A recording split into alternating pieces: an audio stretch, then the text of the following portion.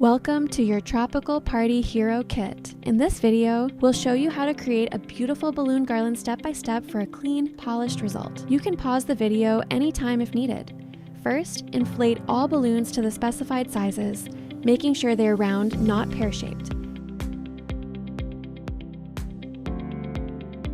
If a balloon looks too long, gently release a bit of air until it becomes perfectly round, then tie a secure knot. You can pause the video here before moving on to the next step.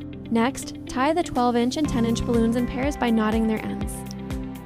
Then twist two pairs together to create clusters of 4, keeping each color grouped. Pause here if needed.